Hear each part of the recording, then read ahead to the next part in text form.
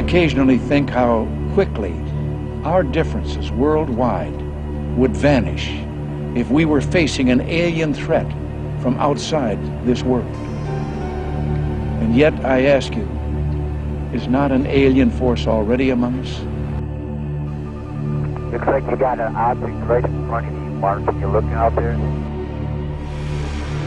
Discovery, we're sending you an orbiter state vector. Sparkling bed of diamonds out there. Is that a real picture, or are we just getting some video fuzz?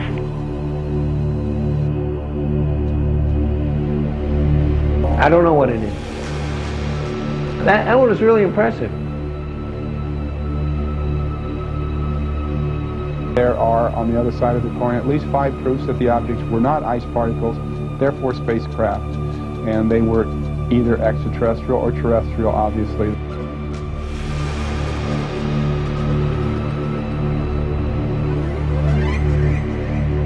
We have an unidentified flying object.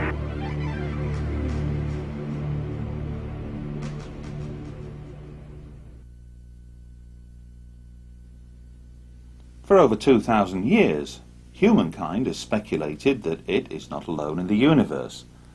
But it wasn't until September 1959 that American astronomers first put forward a practical, technically feasible proposition to search the cosmos for life forms other than ourselves. Less than a year after that, the idea was translated into practice.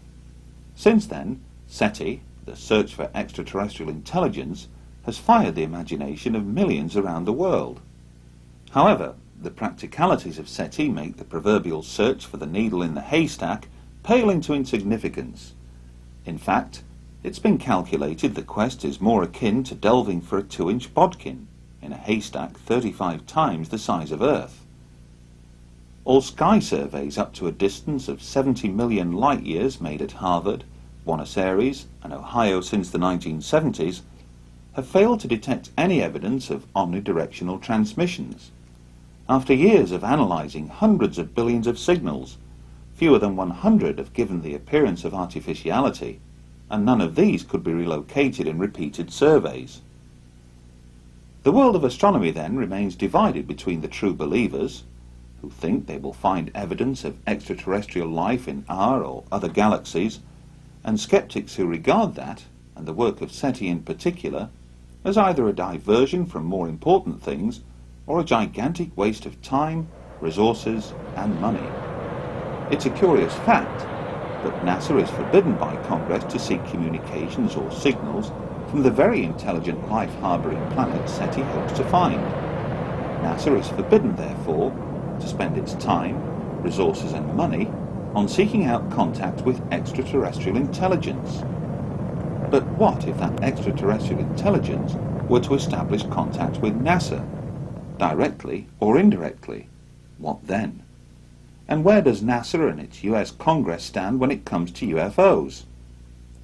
Could a small proportion of the residual evidence, gleaned from millions of worldwide UFO observations and case histories, point to an extraterrestrial presence already in our midst?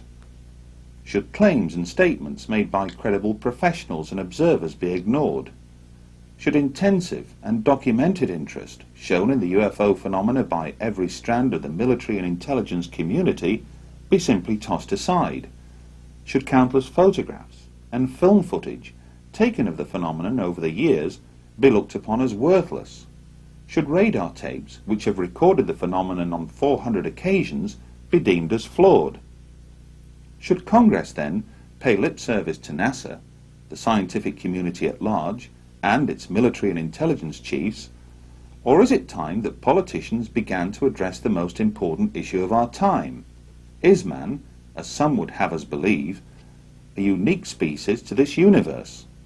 One that evolved over the eons to finally stand upright and walk this planet? One that was able in the course of less than a century to progress from horse-driven carriages to putting a man on the moon? How was this staggering technological progress achieved over such a short period of time? Is it pure coincidence, then, that midway through this period, reports of flying saucers began to emerge from around our world? At the precise moment when man was signalling his intentions to step forth from his earthbound environment, the phenomenon we now term UFOs signalled back. Throughout the documented history of those early pioneering manned missions into space, one can find numerous references, made by both astronauts and cosmonauts, to witnessing, and sometimes describing, curious anomalous objects seen while in orbit around the Earth. John Glenn likened these to fireflies, and for a time NASA actually believed they had stumbled across living critters, according to one of its retired astronauts, Scott Carpenter. The years went by, and with each passing decade there appeared no let-up in reports of UFO activity. But in the late 1980s, those reports took on far greater significance with the arrival of the camcorder. In the space of a few short years, what was once regarded as an extremely rare event, to capture a UFO on film, has now become commonplace. And while a sizable proportion of that video footage leaves most unimpressed, like the phenomena itself, a small residue of what remains can be termed impressive. In July 1991, millions of people throughout Mexico stared skywards to observe a solar eclipse. That day, several UFOs appeared in those same skies. Skeptics would later conclude that these were nothing more than planets or stars, but the video evidence, recorded independently at several different locations, suggested otherwise. Much has been said, written and claimed as to why more UFOs have emerged from Mexico than any other nation on the planet during the 1990s. Indeed, there are those who would argue that most, if not all, of the 5,000 plus hours of amateur camcorder footage taken of UFOs in the skies above Mexico this past decade alone is nothing to write home about. That the bulk of the footage can easily be explained. That some has been deliberately manufactured, while the rest has captured nothing more than passing aircraft, balloons, meteors, or falling space debris. Dependent on your point of view, the objects depicted in these sequences are either balloons or UFOs. Interestingly, during filming, the camera operators and those closest by never refer to these objects as balloons. Others liken them to spheres, a term first used alongside Foo Fighters when describing anomalous objects seen by Allied pilots operating in the Pacific theater of World War II.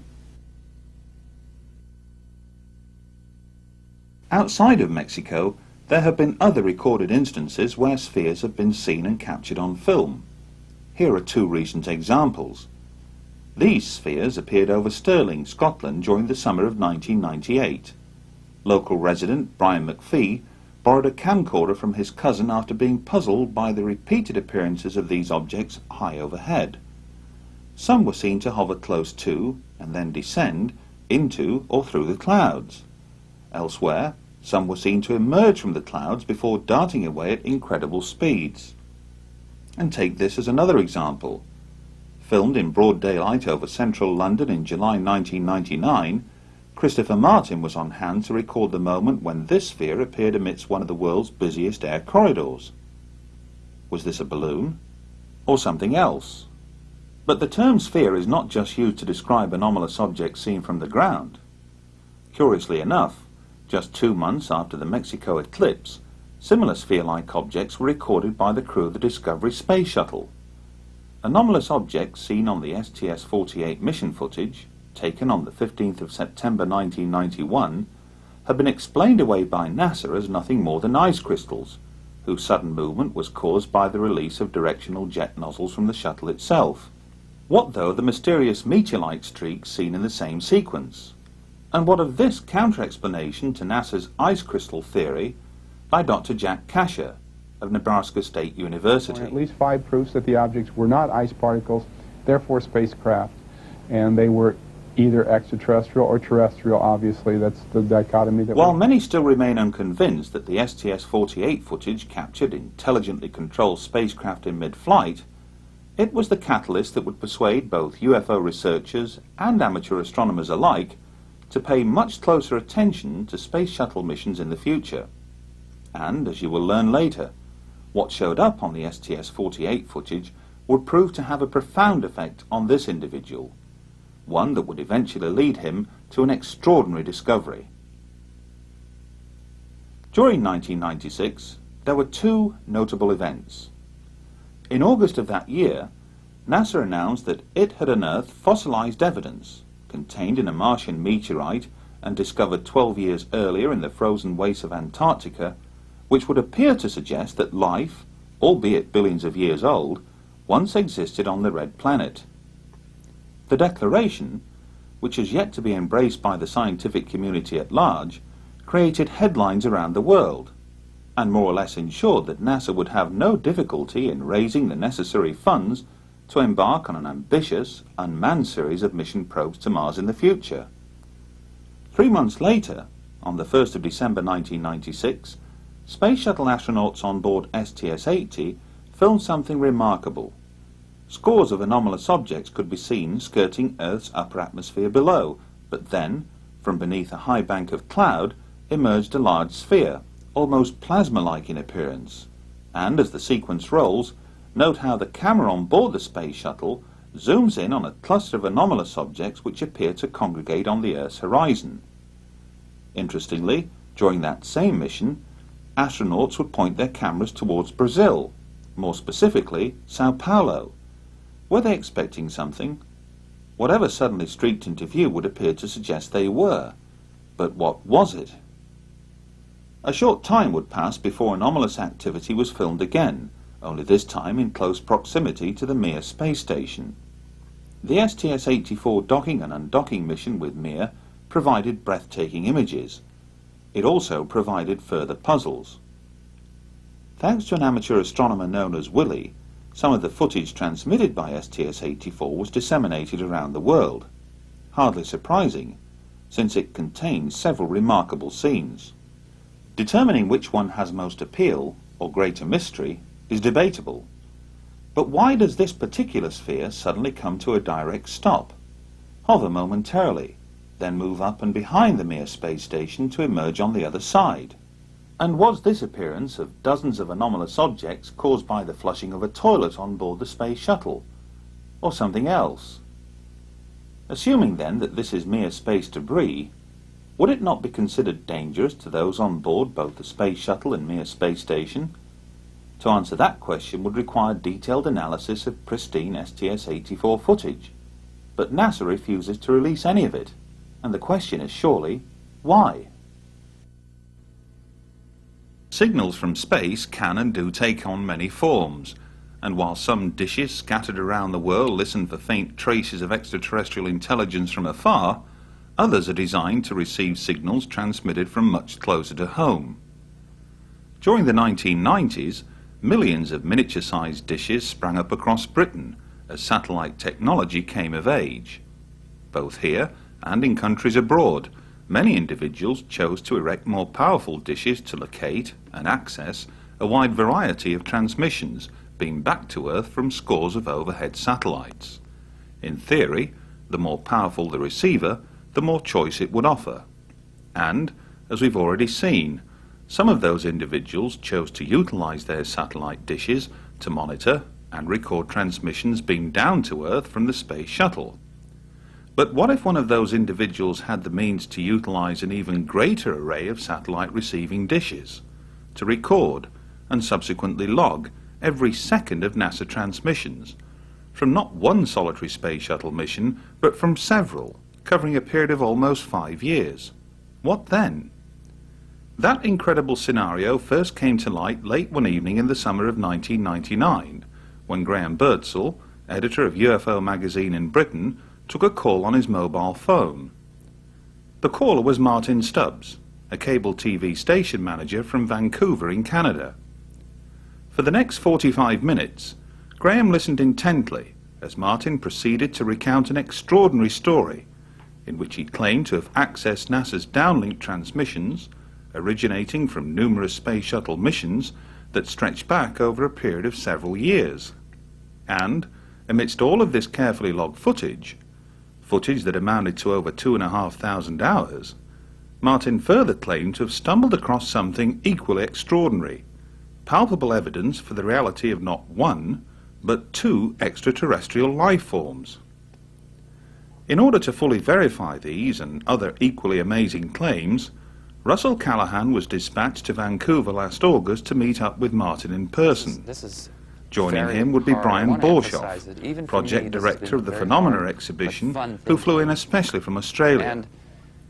After spending an entire week in the company of Martin, engaged in, for the most part, viewing countless hours of NASA footage, the staggering implications of what he'd uncovered soon became apparent. For although Martin had come across countless further examples of mysterious sphere-like activity, his trained eye as an experienced TV editor had picked out something else, something that he would find compelling, something that others would later find amazing. At the conclusion of their visit to Vancouver, a tri-party agreement was reached, one that would ensure worldwide public disclosure, through methods and means that would soon become apparent in the weeks and months to follow. But why, on the strength of one phone call, did Russell Callahan and Brian Borshoff travel thousands of miles to touch base with Martin Stubbs in the first place? Call it intuition, call it good luck, call it what you will, but on hearing Martin relate his extraordinary story, he sent out a signal far more powerful than that generated by any satellite. And what better means to demonstrate the point than by having Martin recount that story in his own words? Hi, I'm Martin Stubbs, and I'm a resident of Bowen Island, Canada. Bowen Island is a small island of about 3,000 people just off the coast of British Columbia. The city we directly commute to on a little ferry, 20-minute ride, is the great city of Vancouver. And it's here that I was able to discover, through NASA's own video downlinked from the shuttle, two types of phenomena that, from my estimation, should not be there. The first phenomena is a spherical phenomena. It's the best I can do in terms of explaining it. And the second phenomena is a phenomena that is virtually invisible to the human eye, but when filmed with a CCD camera and you break the video into frames, and there's 30 frames per second. Then you split the frames into fields, because each frame contains 2 scan fields, and it is in those fields we have discovered our second space phenomena. It's not a matter of finding something that is a reasonable doubt scenario. It's more about, let's just keep collecting, studying, and analyzing, and eventually the jigsaw puzzle will come together, and it's finally happened.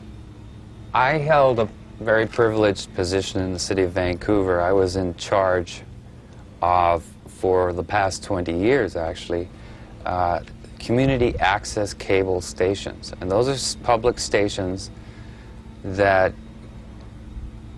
use volunteers, interns, make all their own programming, and put it out on the cable system. Here in British Columbia and throughout the rest of Canada, we have 90% cable saturation. So it's the equivalent of having a full channel. And in my office, I had old log tapes from logging the station available, and they were supposed to be turned over after a few times, so I just piled them up, and I had VCRs. I had the means. And I talked to our technical department and asked them if they could give me my own dish. And they did. And I set my machines and went about my normal daily life of managing 2 of these facilities. And I just would go home at night after each shuttle mission, or each day of the shuttle mission, and break the tape down. And I just found myself in the unique position of having the means to do it. I was in a position to do it, and I had all the motivation. The second the shuttle countdown began, I recorded, and I stopped recording when it was at a full stop. Right. So it was a pretty demanding exercise. Well, you obviously... the SDS 61, which was the Hubble Space Telescope mission, was 36, I seem to recall, 36 tapes with 8 hours per tape. So these are, you know, you just had to keep going. Some flights are 5 days, some are 11 days, 14. The Hubble Space Telescope mission, I chose that mission not because I knew about a CCD camera or anything. I chose it because NASA had decided to make this the showcase mission. It is a very important mission. The Hubble Space Telescope is the very most delicate and important thing, and these gentlemen were going to spacewalk for 7 days and fix it. So it was even interesting for me to just watch them work in this environment. And from the very first moment, the first download came, I found our spherical phenomena. Did you set out to try and find the phenomena, or did it start off as a sort of self-education exercise in watching the mission footage? It was everything. It was a self-education thing. It was a curiosity of why no one from the year 1991 till 1994 had bothered to look at any other footage. And I was quite naive and wasn't aware it was all being downloaded because I'd bought into the popular culture or the urban myth that they were scrambling at it and it wasn't available since '48. I've been an editor for 25 years as well as everything else. And I spend an awful lot of my day looking at videotape at amazingly fast speeds, reviewing people's programs for critique reasons and things. Sure. My eyes are trained, and I kept seeing something. So when I started breaking the frames down, I found you still couldn't find it. You'd go from this frame to this frame, and there'd be a quick movement. So then I had to get a videotape recorder, an SVH machine, an older model, funny enough, not the digital model, that literally, when you rolled the thing, it would break the frames into fields. And in reality, there are 60 individual pictures that make up 1 second of video. And that's when I found them. So you were finding these on one of those 60 frames? I found, in fact, the first one I found, I only found one. Right. And then I thought, well, I should be able to, if this is real, I should be able to do it again. And then I found 2. And it just went from there. What should we really be seeing? How did you know that we were looking at something that was that shouldn't be there, that was unusual? I mean... Well, the first thing is that in my career, usually in 1 second of video, no movement happens. You can look at 60 frames and, you know, the way the movement goes, not very much happens. It's not like those flip things where the little thing moves when you flip the pages. Literally in 60 of those, nothing happens. Something was happening literally between 1/30th of a second and 1/30th of a second, because there's 30 frames per second.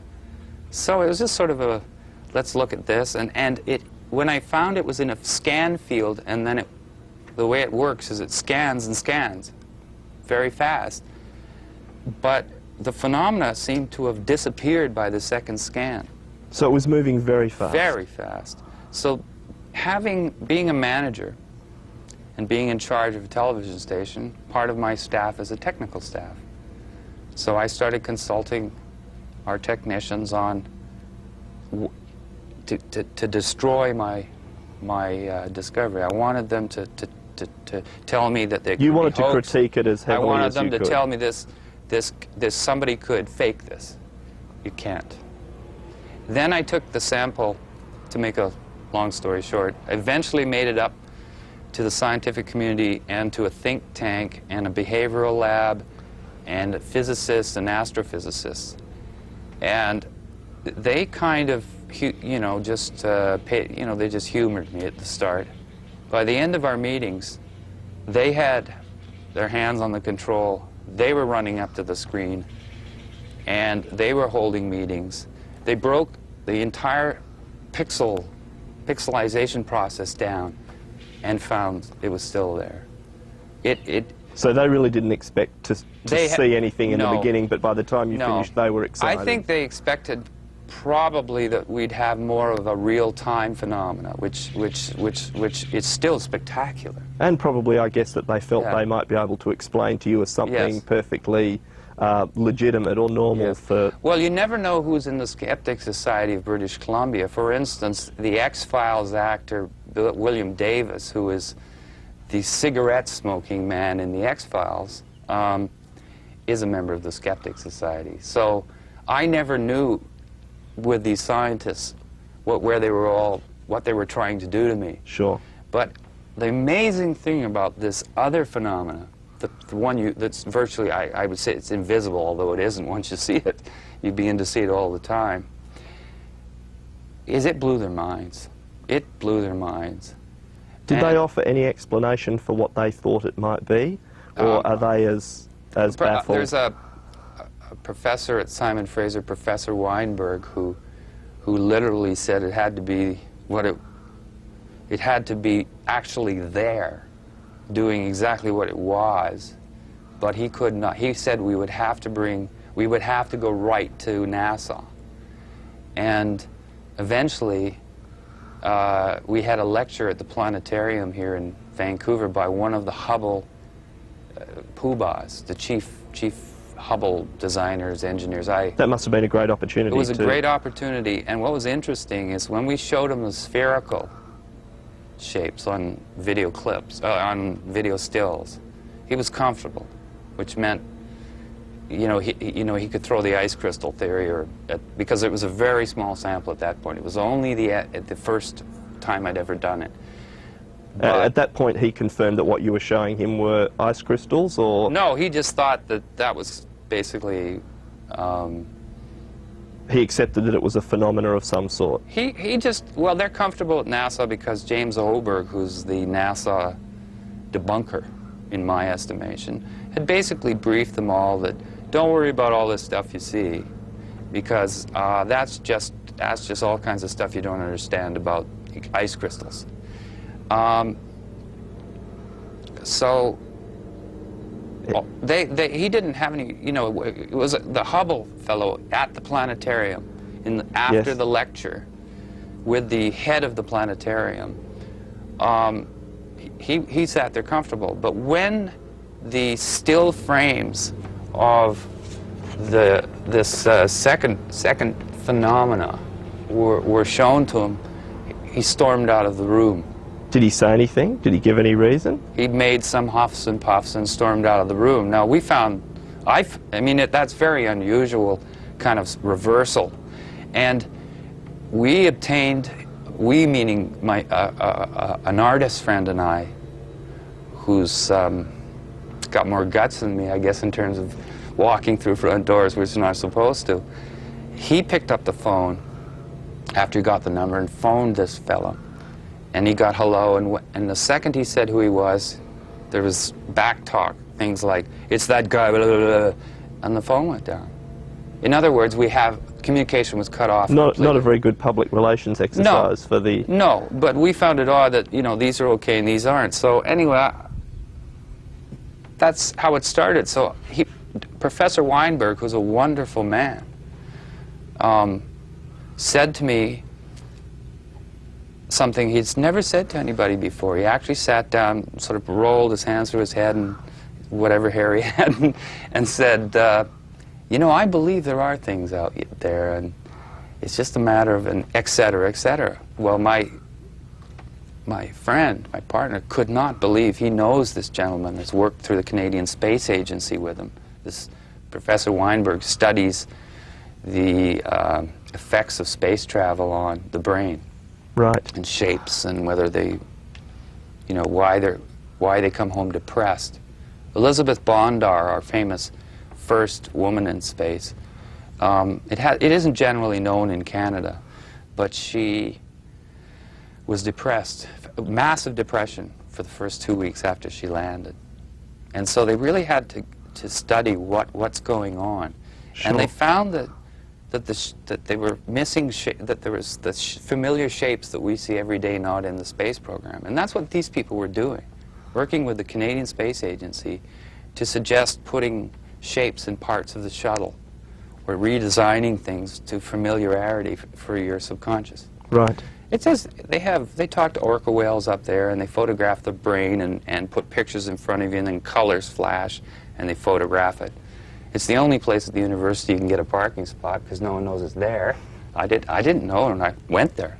So, and he told me things. He said, get another flight, duplicate the phenomena that you've got, duplicate what you did, try to get the 2 different colors, try to get multiple ones in a shot, because the STS-61, I was quite naive, especially of this second thing, and so I remembered that, and I recorded the next shuttle, and I knew what I was looking for, and I found it. You mentioned something to me earlier about the lighting conditions and the fact that you felt they were self-illuminating. Well, I needed, yes, at first I actually thought, you know, I was my own worst skeptic. I've learned that in television. You know, you don't present anything unless you're totally researched and sure. But I began to discover that these were appearing in dark, when the camera, you know, when the sun went down, when the sun came up, when there was refraction, when there wasn't refraction. I found them under every lighting condition, and my only conclusion from looking at the video and continually looking at it is obviously they're self-illuminating. Did they change at all under those different lighting conditions when apertures change or the sun goes down or the craft's in a different position? Do they appear to be any different? No, in fact they appear to differ just from every time you capture them. Sometimes you capture them when they seem to have slowed down and you see more of a craft structure. When they're moving very quickly, you'll see this long streak.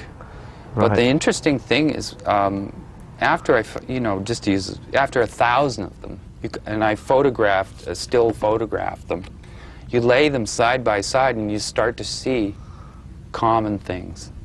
You start to see markings. You start to see kind of shape. You know, it's not. So you've almost been able to classify them in a way. Well, actually, I've been calling them the second phenomena, but the way I see this is everything to date that has been shot by humans from here, from the ground, I call one. That's one. The space phenomena, the spheres, outer space, that's shot from NASA's cameras is 2, and I thought it would stop at 2. But this phenomena I call number 3. There are 2 space phenomena. And this third phenomena, I don't blame people for not discovering it or anything. I don't think anybody has tried not to discover it. Well, it sounds to me like you had to go through a lot of work. I just wonder how many people with my technical television background have tried this. And I don't think a lot of scientists have. I just know that Professor Weinberg was absolutely knocked out of his... He just couldn't believe it. And as I built the sample up, I didn't believe it more. I couldn't believe. I mean, it's reached the point. But I don't want to take anything away from the spherical phenomena. The second phenomena, to me, is absolutely unimpeachable in a preponderant sense. You know, I was quite satisfied with finding 2. What phenomena 2, the first space phenomena. Sure. And I still am. But this third phenomena is so against all of what we expect it to be that it's intrigued me much more. It's no archetype, no... Martin, going back a little way, you mentioned being your own worst critic, if you like, or debunker. Have you endeavoured to find video footage or feed from other sources to compare with yours? Oh, good one. Thank you. Yes. I did everything. I taped through 2 different cable systems. I taped into direct dishes, And then the most extraordinary discovery of all was I recorded CNN's live feed of a recent shuttle. I think it was STS-86 or 84, one of them, of the docking. And even though I guess a lot of people were looking for the spherical thing that knew about them, I was looking for the third phenomena, because I can see it now, you know, with that, my eye can catch it. And this, to me, would show that it has nothing to do with my machines, and it has nothing to do with the dishes, and this looked like good. And it also was a great chance for me to prove to myself that what you were seeing was really there. I believe that if this is there, it has to be there all the time. It can't not be there and be there. And so I figured I'd take the biggest chance of all. And so I broke down the CNN footage. There they were. And even on the CNN footage? Yes. And, well, it's documented, and I don't think CNN even knew what they were seeing. But what stunned me is that was almost, well, how much more do you need, you know? I really did not, I didn't want to come forward with the third phenomena, but then the second space phenomena, until I was able to be absolutely certain that this had some substance to it.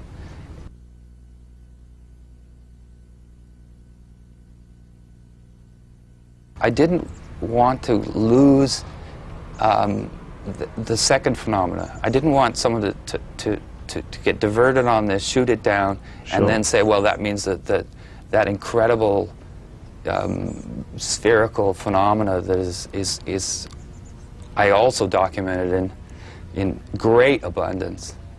I didn't want that to be dissed. After you'd collected this material, you mentioned the gentleman at the planetarium that decided that he didn't want to talk about it. Yeah. Have you spoken to any other? Have you spoken to NASA? Any qualified people there that might be prepared to comment on what you've seen? It's so hard to tell this story, but again, I then met a physicist from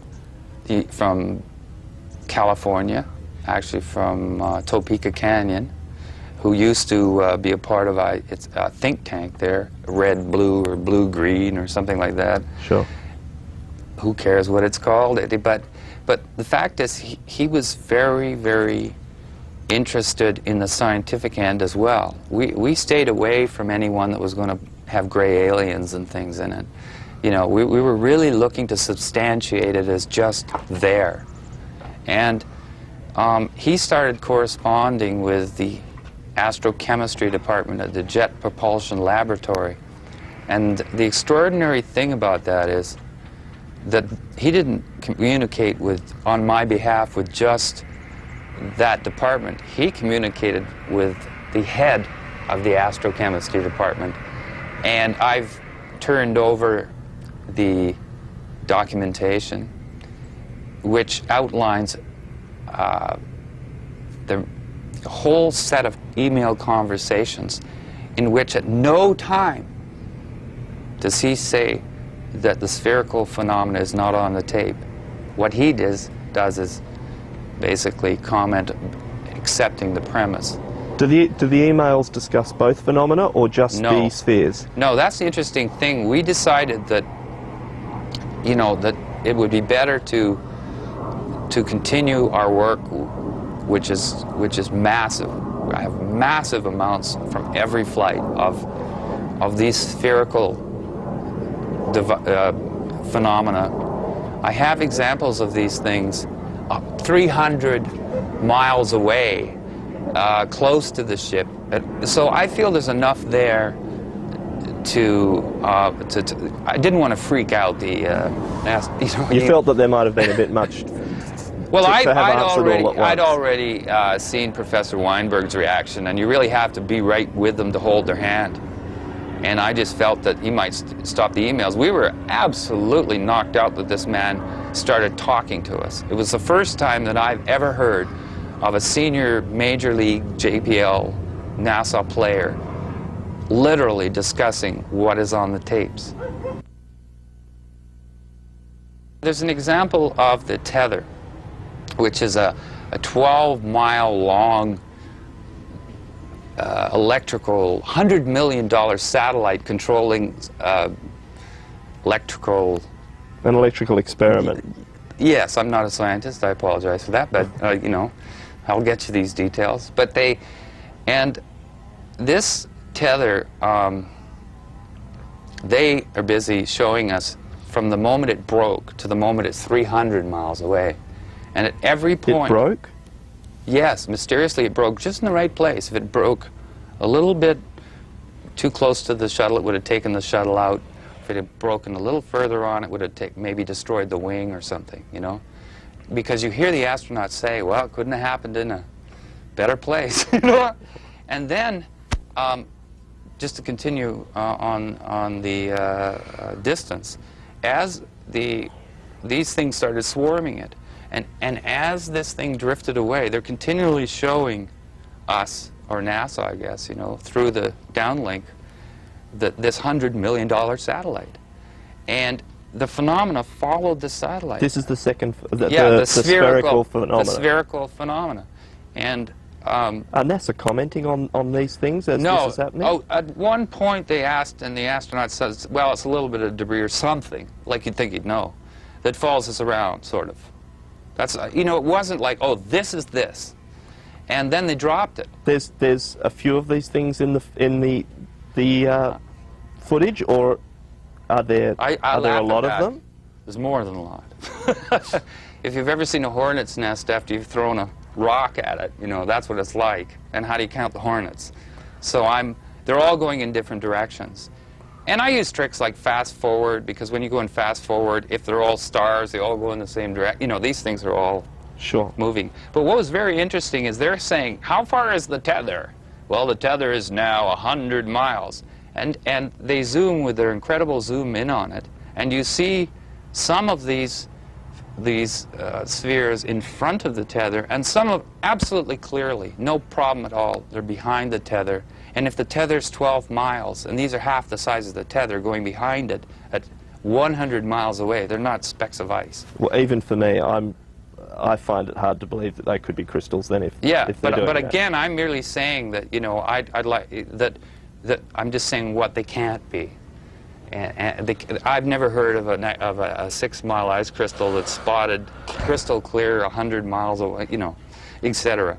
So there's hundreds of those examples. Then they've called them on the different videos. One time they said they were shooting stars and meteors.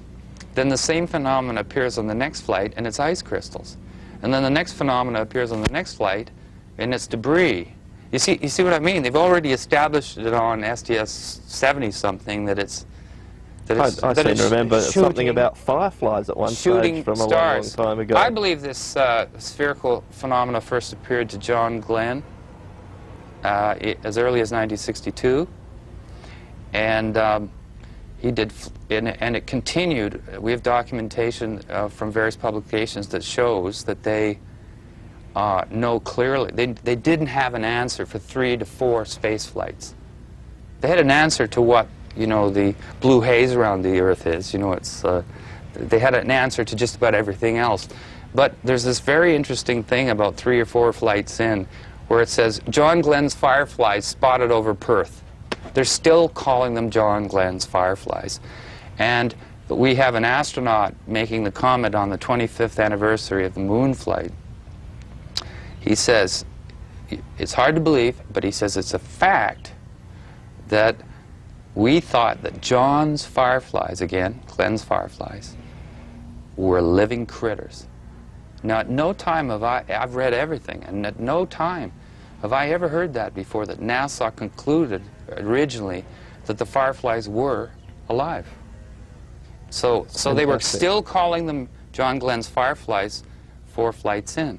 There's another interesting thing. If you look at John Glenn's original photos, which I have, which he bought a camera at a Cocoa Beach drugstore, even though the shuttle or the whatever capsule that I've forgotten, even though they had a camera on that, he took his own. And when he saw the fireflies, and it's all documented, and it's even in the movie The Right Stuff, he holds the camera up while the fireflies are above his head, and he says, "I better film or you guys are going to think I'm nuts." And when you see those pictures, and you see the pictures of the shuttle today and the Mir, you see the same phenomena. Sounds like it might be spherical. An interesting exercise to show John Glenn the footage that you've now got and let him comment on that. I challenge NASA, JPL, Story Musgrave, astronauts, and especially James Hoberg to debate me. Because it's one of those situations where if they haven't done the homework I've done, and they don't have the video I have, and they haven't done the research, and that they don't have a chance. I wouldn't be able to downlink what I got. I wouldn't be able to find the things I found and do it consistently like I have been able to do if NASA really wanted to hide it. Although you did mention to me, Martin, that they shifted a satellite at one stage, or... Yes, they've done some shifty things, and there are military people as well as the non-military people. For instance, there's a flight I have where it's basically the entire flight was the control room except for the spacewalk. The spacewalk was to test the new backpacks, and it's a famous walk because the fellow flipped around, the astronaut flipped around and couldn't stop. So that's what made the news. But if you look at the whole spacewalk, and everybody in the media had the chance, there's a point where he says, "There's not, Mark, will you look out there? There's an object right in front of you." And the military fellow says, "I don't know what you're talking about." Now just think to yourself, if I said there's a bee about to sting you, wouldn't you go, "I wonder where that is," or something other than, "I don't know what you're talking about"? First of all, what do you mean you don't know what I'm talking about? If I'm in outer space and I'm flying around and my partner says there's an object in front of you, I wouldn't say, "I don't know what you're talking about," and then his next line is, "Never mind." And then the third astronaut says, "Am I missing something?" And he says, "Don't worry, the lens filter came off," now confirming the size and how close it must have been. Going, and it's flying off at 10 o'clock and 11 o'clock. Now, when they first mentioned the object, the shuttle camera, you couldn't see it. So I wasn't looking for it. They drew my attention to it. I looked, and there the object emerged. And the third thing he's saying to the third astronaut is, "Don't worry about it. Don't worry about it." You know, it's the camera filter. And then he even confirms, off 10, 11 o'clock, 10, 11 o'clock, you know. And then there's a pause, and the control room below tells him to stay vector. Shut up. Stay on course. Continue with what you were supposed to do. And then they continued as if nothing happened. As if nothing had happened. Yet it's right on tape. Audio, video, and you see the object they're referring to. So, but my point was they didn't hide that from me. They're challenging us to find it. And my only question is, how come there aren't more of us out there finding it? This is a big world, and most humans love mysteries, and the video is available, and many people have home dishes. And even though NASA moved the satellite almost onto the horizon after they found out what we were doing, we still were able to get the satellite. I just don't see, I've had no agents at my house. I've communicated with the Canadian Space Agency, but I can't, for their protection at this point, I can't give you the name, but let me just say that we ran it by our own country's space agency due to the connections we had. And what was their comment? That it was the most popular underground tape among the astronauts. You know, that it was the one they all wanted to have a copy and show their friends at night. Like, that was the reaction. This is a great tape. We love looking at it. Everyone just thinks it's the greatest. No, the Canadian Space Agency has been very cooperative. That's what I'd like to say. The Canadian Space Agency has been cooperative. I communicated with Washington headquarters and received an answer. And we've been receiving answers from JPL in California. Everyone's talking to us. No one's threatening us. And all the video has been totally available the whole time. So I don't hold that NASA is going out of their way. I think they make it difficult, like anybody. When I used to hide Easter eggs for my niece and nephew, you don't make it too easy. My dog doesn't make it easy to find the bones he buried. And it's not easy to do. This is very hard. I want to emphasize that even for me, this has been a very hard but fun thing to do. And I think the preponderance, I think you have to do what I did. You have to record every moment of every flight over a period of years if you're looking to substantiate something of this magnitude and importance. I took what Professor Weinberg of Simon Fraser University said very seriously. If you really want to do this, duplicate it. Get it in every lighting condition. Get it under every circumstance. Get it in every circumstance you can.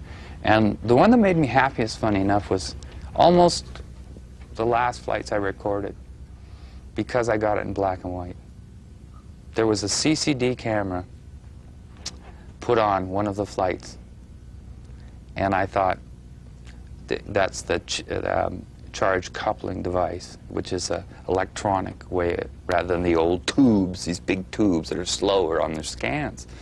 So as soon as the faster scanning and tube CCD was on the black and white, I challenged myself again. You should be able to find them, and I did. So I've got them in black and white, but I've got them under, and I know which camera. I now know where to look for them. I know what events. When in STS-80, when the door wouldn't open, you know, they had the spacewalk scheduled, and the door wouldn't open. I remember watching that and seeing all of this third phenomena, the second space phenomena, but the third phenomena, all around the door. And they were moving the door and trying to get it open. And I'd never seen this phenomena do that before. And then a flight or two later, the astronauts were commenting right on the feed that there was something had come through the door. They were seeing these flashing colored lights. Oh, that flash. That light flashing off of HST. There's again. I thought it was me. What? I just thought of it in my imagination. Yeah, I saw it too, so it's not. There was two of them.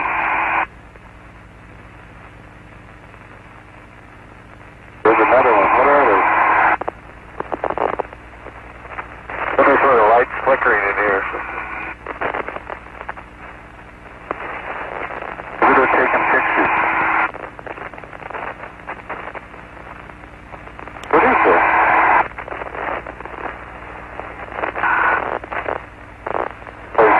Passing in front of the...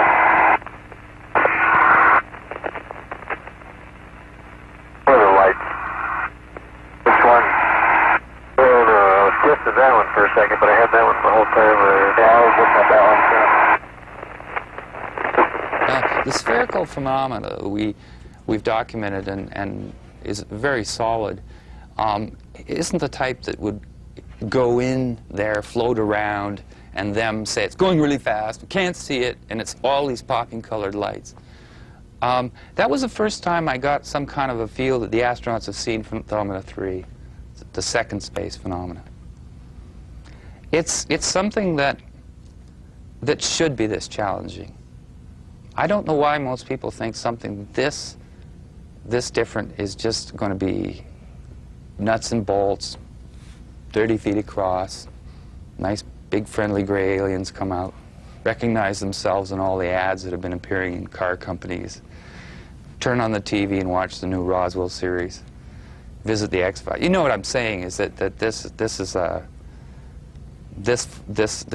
phenomena is not what I expected to find, this third phenomenon. But they seem, I believe they use the same operating principle, because some of the spherical second phenomena, which I still emphasize, this is our main documentation, can move away at rapid speeds, as the video shows you. Do you believe the two phenomena are connected? Yes, somehow. I think, well, they're very aware of each other. Somebody suggested to me, what if they're the same phenomena? But I've studied them extensively, and the spherical phenomena has different characteristics to it. Kind of let's just put it at that, leave it at that. They're not in color. This is a totally different phenomena. This one never goes at real speed. It's as if something comes up to your nose and in 1/30th of a second has a tour, like an iceberg or something, or you know, a glacier, and then leaves without us even aware of it. And if it chooses, for whatever reason, to look at something, it tends to slow down. And that's why I believe it appears when there's a $100 million satellite disrupting the air. It appears when the Hubble Space Telescope is being repaired. It appears whenever something is happening. It's an amazing phenomena. And what I like about it is, these aren't ice crystals. There's nobody in science in Canada that I've ever met, and David Sarita, my partner, in terms of the research end, not a partner. And let's just say he's as interested as I am, and he volunteered to take on that role. Nobody said to him that what this is. Nobody suggested anything except that it must be what it is, but they don't know where to go with it.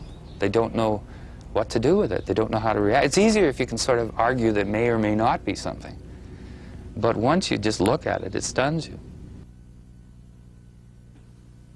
In December 1997, in the Brazilian capital of Brasilia, representatives from over 50 nations took part in a major international UFO congress.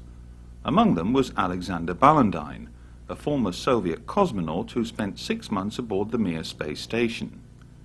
In his lecture, Balandine conceded that he and many other cosmonauts had seen UFOs. "We cosmonauts had a golden rule," he said. "If you see something strange, keep watching it, because you may never see something like it again." Later, Balandine shook the assembled audience when he claimed that future anomalous images observed and or recorded in space would be shared between the Russian Space Agency, NASA, and a special forum of UFO researchers.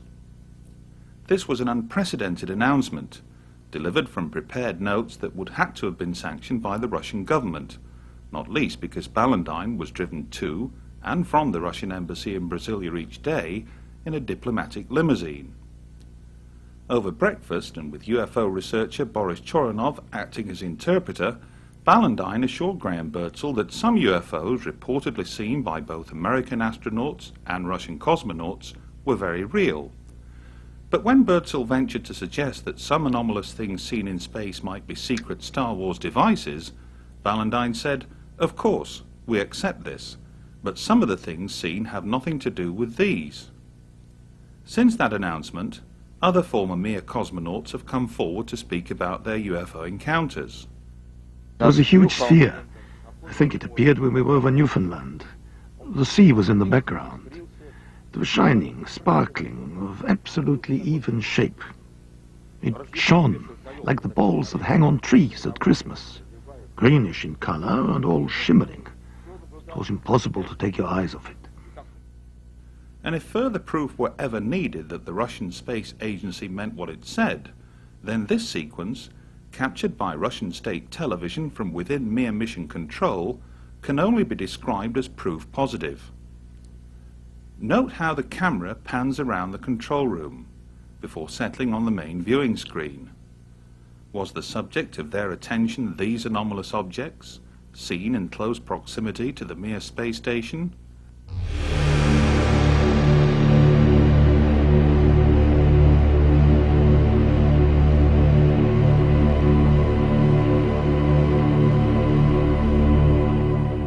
Intriguingly, here's the exact same sequence, only this time recorded by Martin Stubbs from NASA's Downlink. Compare the two. These objects are patently of interest to those watching in Russia, so might the same be true of their counterparts at NASA?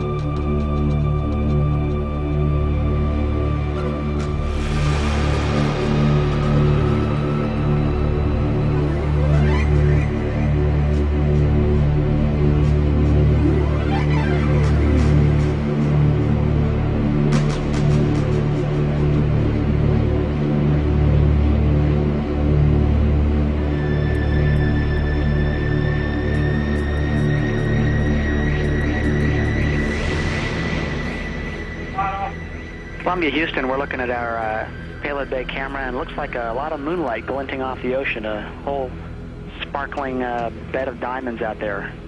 Is that a real picture, or are we just getting some video fuzz?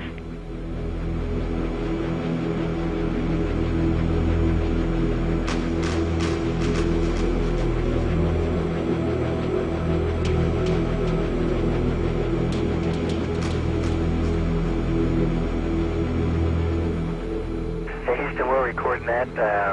That's some of the ice crystals that we were dumping out earlier, and yeah, it's a beautiful picture. That's a great combination of the moonlight and the ice and the clouds.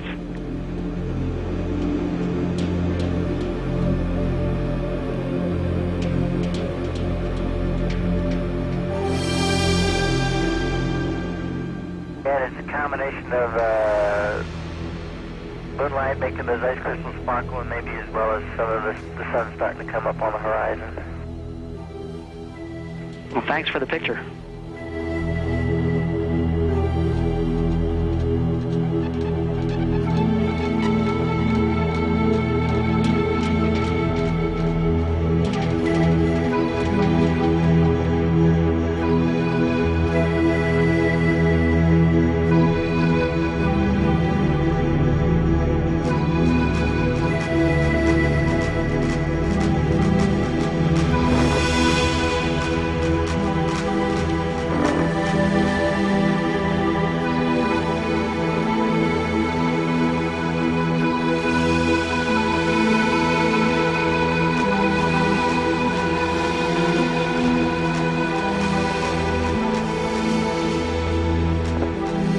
The Mir space station is now visible on the far left-hand side of the screen, about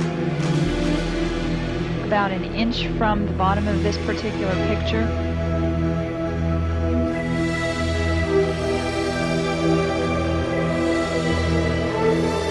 And there were also a number of shooting stars in that view. The camera has now moved to a point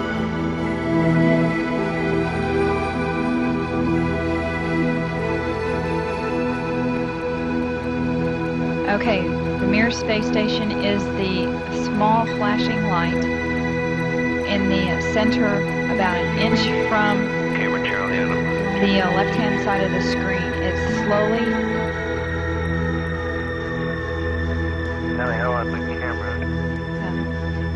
It is slowly moving closer to the left-hand side and is it has a very light flashing to it. We think on the middle of the screen, way to the left-hand side.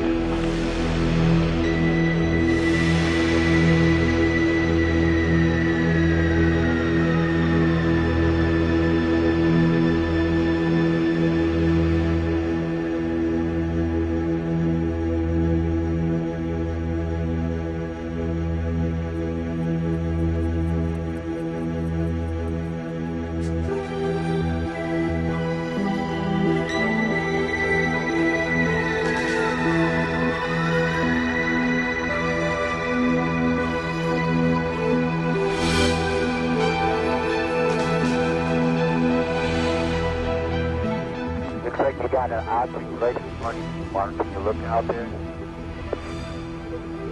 I'm not sure what you're talking about. Never mind.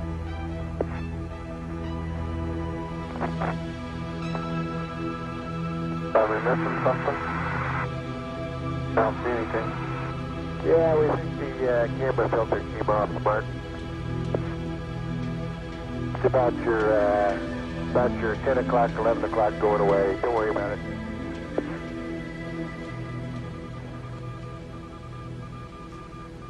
Don't worry about it. Okay? Discovery, we're sending you an order to stay vector.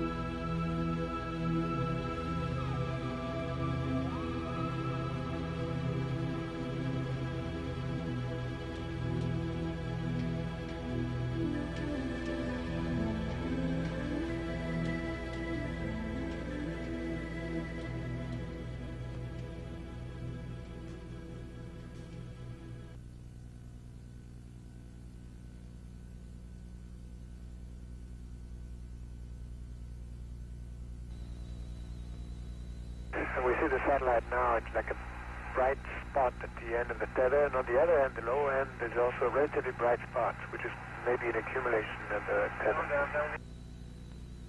And we are downlinking camera Delta now. Okay, we copied and understand as you're viewing it on the monitor, the satellite is at the top of the tether.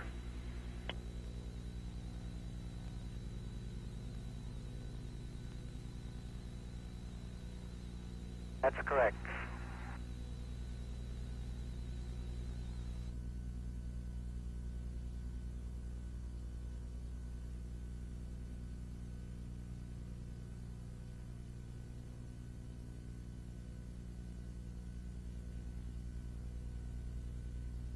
Columbia. Camera Bravo. We had the camera Bravo constantly on the tether. Unfortunately, we don't see the tip of the boom, but in a few seconds you'll see the tether break. And this one, of course, was not a 10 lead, it just recorded.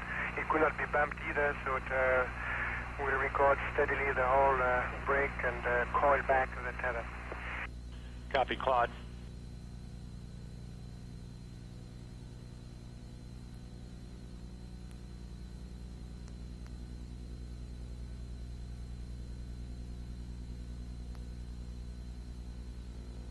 We go.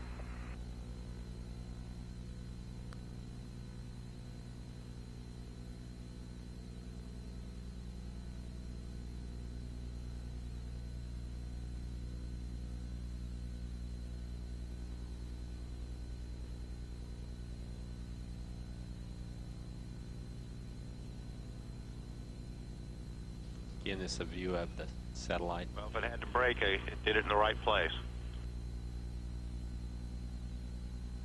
So.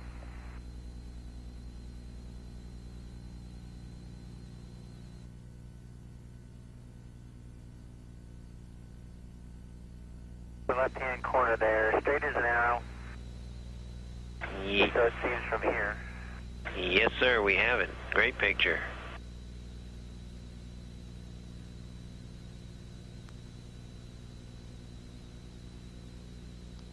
It came and went pretty quick, but that was about as much as we have of it.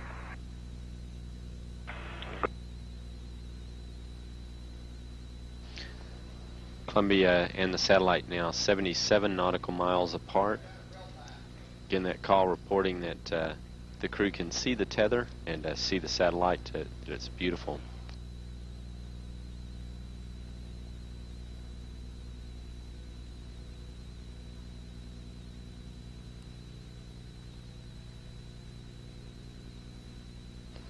This view showing the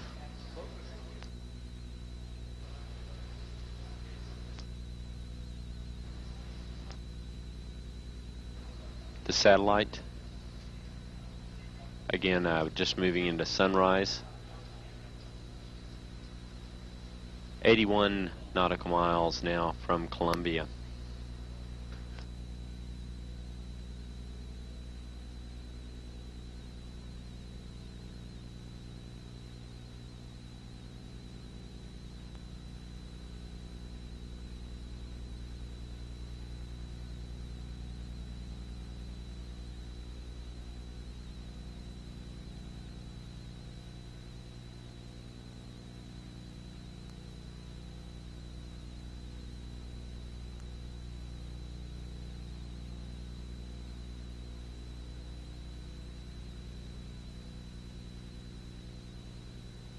You guys getting the image?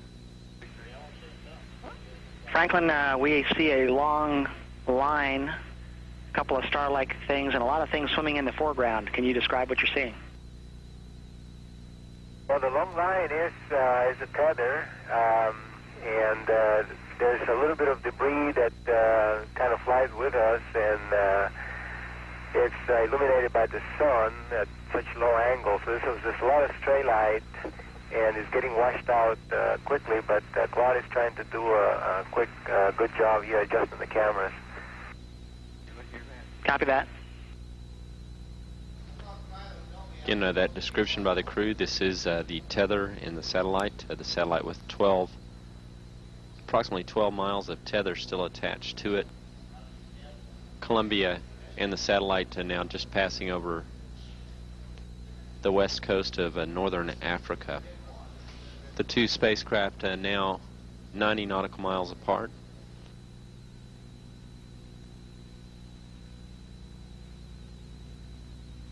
Controllers for the satellite did have communications with it during the close pass between Columbia and the satellite.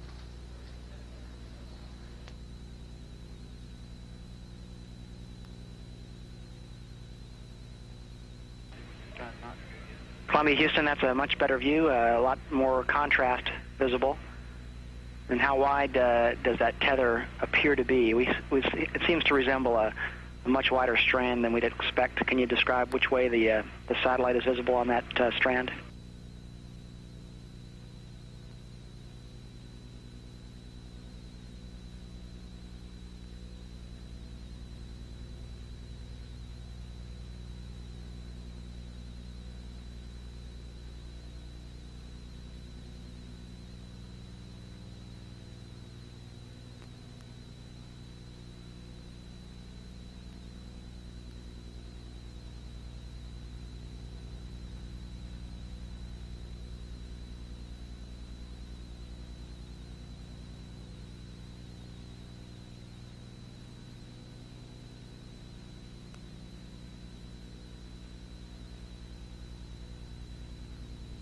Satellite now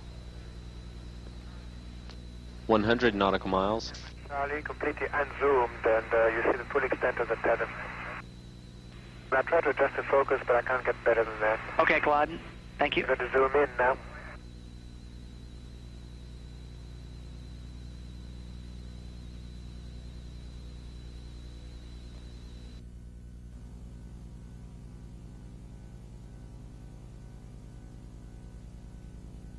It should mirror exactly what she's doing on the inside. Okay. Right now, the handle is installed with the tab in the unlocked position. I'm going to rotate the tab to the locked position now if you're ready. We're ready. Okay, we are fully seated in the locked position. Okay, Tammy, we didn't see any motion on the outside. If you would, go ahead and move it back to the unlocked. Okay, I'm pulling back to the unlocked, and again, it's only going